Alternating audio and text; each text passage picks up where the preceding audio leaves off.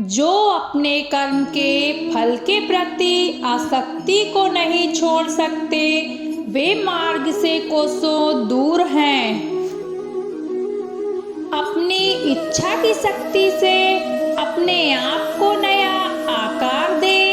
अपने आप को कभी भी स्व इच्छा से नीचा ना होने दे। जिन्होंने खुद को जीत लिया है, उनके लिए इच्छा एक मित्र है, लेकिन यह उन लोगों का दुश्मन है जिन्होंने अपने भीतर आत्मा को नहीं पाया है। सर्वोच्च वास्तविकता उन लोगों की चेतना में प्रकट होती है जिन्होंने खुद को जीत लिया है। शांत मन में ध्यान की गहराइयों में आत्मा स्वयं को प्रकट करती है। स्वयं के माध्यम से स्वयं को देखकर एक आकांक्षी पूर्णता के आनंद और शांति को जानता है। गंभीर तपस्या और ज्ञान मार्ग से ध्यान श्रेष्ठ है।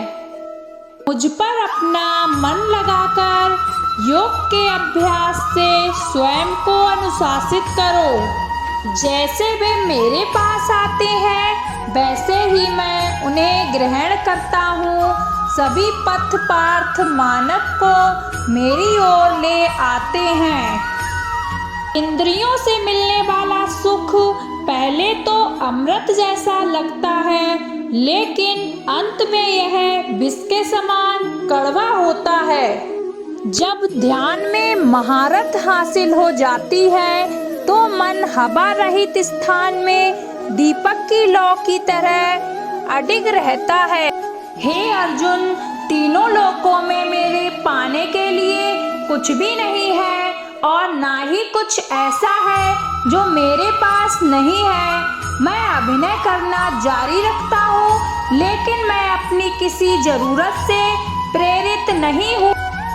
मुझ पर इसलिए नहीं टिकते क्योंकि मैं उनके परिणामों से जुड़ा नहीं हूँ। जो लोग इसे समझते हैं और इसका अभ्यास करते हैं, वे स्वतंत्रता में रहते हैं। जैसे आग की गर्मी लकड़ी को राख कर देती है, वैसे ही ज्ञान की आग सभी कर्मों को भस्म कर देती है। ज्ञान की भेंट भौतिक भेंट से बेहतर है, क्योंकि सब कामों का लक्ष्य आत्मिक बुद्धि है। अप्राकृतिक कर्म बहुत तनाव पैदा करता है। मेरी कृपा से कोई सभी कर्तव्यों का निर्वाह करते हुए भी बस मेरी शरण में आकर अनंत अविनाशी निवास को प्राप्त करता है। बुद्धिमान व्यक्ति कामुक सुख में आनंद नहीं लेता। जो कार्य में निष्क्रियता और निष्क्रियता में कार्य देखता है, वह एक बुद्धिमान व्यक्ति है। मैं धरती की मधुर सुगंध हूँ, मैं अग्नि की ऊषा हूँ, मैं ही सभी जीवित प्राणियों का जीवन भी और मैं ही सन्यासियों का आत्म संयम हूँ।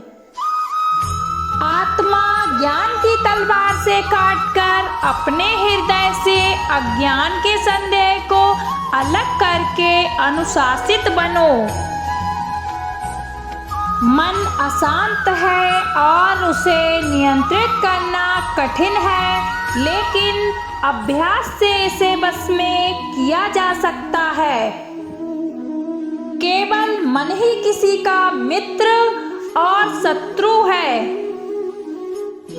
मन की गतिविधियों, होश, श्वास और भावनाओं के माध्यम से भगवान की शक्ति सदा तुम्हारे साथ है और लगातार तुम्हें बस एक साधन की तरह प्रयोग करके सभी कार्य कर रही है।